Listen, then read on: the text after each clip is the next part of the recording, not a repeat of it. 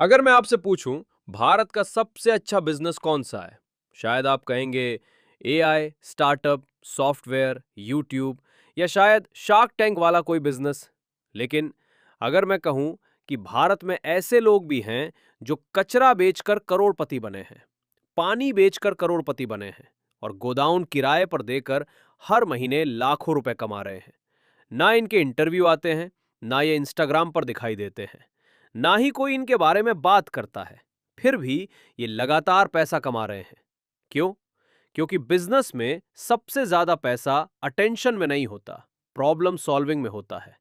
आज हम बात करेंगे भारत के उन बिजनेसेस की जो दिखने में बेहद बोरिंग है, लेकिन करोड़ों कमा रहे हैं। अगर आपको ऐसी बिजनेस स्टोरीज पसंद है, जहां सिर्फ मोटिवेशन नहीं बल्कि बिजनेस की असली इकोनॉमिक्स समझाई जाती है, तो चैनल को सब्सक्राइब जरूर कीजिए, क्योंकि बिजनेस बाबा पर हम हर हफ्ते ऐसे बिजनेस मॉडल्स लेकर आते हैं जो शायद आपने पहले कभी इस नजरिए से नहीं देखे होंगे। हमारी सबसे बड़ी गलती क्या है?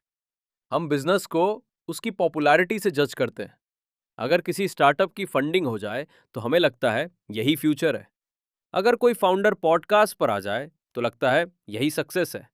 लेकिन असल बिजनेस कैमरा के सामने नहीं चलता, कैश फ्लो के पीछे चलता है। और सबसे मजबूत कैश फ्लो अक्सर सबसे बोरिंग इंडस्ट्रीज में मिलता है, क्योंकि वहां कंपटीशन कम होता है, कस्टमर्स बार बार आते हैं और डिमांड लगभग कभी खत्म नहीं होती। चलिए पहले बिजनेस से शुरुआत करते हैं। हर दिन भारत में हजारों टन स्क्रैप निकलता है। पुराना iron, copper, plastic, aluminium, electronics. ज्यादातर लोगों के लिए ये कचरा है, लेकिन स्क्रैप डीलर के लिए यही इन्वेंट्री है। वो कम कीमत पर स्क्रैप खरीदता है, सॉर्ट करता है, रिसाइकल इंडस्ट्री को बेचता है और प्रॉफिट कमाता है। सबसे दिलचस्प बात, जितनी इकोनॉमी बढ़ती है उतना स्क्रैप भी बढ़ता है। मतलब डिमांड लगभग कभी खत्म नहीं होती। जब भी आप अमेज़न, फ्लिपकार्ट, ब्लिंकिट या ज़ेप्टो से कुछ ऑर्डर करते हैं, तो प्रोडक्ट सीधे सेलर से आपके घर नहीं आता। पहले वो वेयर हाउस जाता है। भारत में ई कॉमर्स जितनी तेजी से बढ़ रहा है, उतनी ही तेजी से वेयर हाउस की जरूरत भी। और सबसे अच्छी बात, वेयर हाउस ओनर हर प्रोडक्ट नहीं बेचता, वो सिर्फ स्पेस किराए पर देता है। मतलब रेकरिंग इनकम।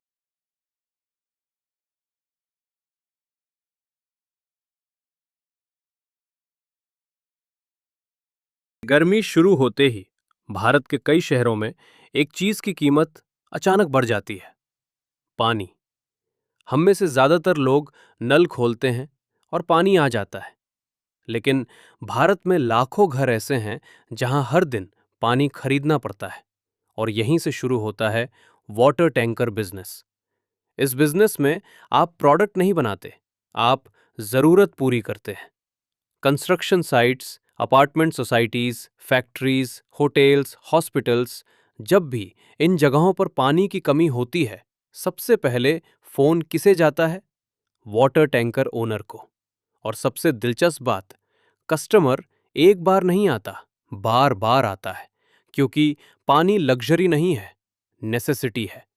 यही वजह है कि इस बिजनेस में रिकरिंग रेवेन्यू बहुत मजबूत होती है।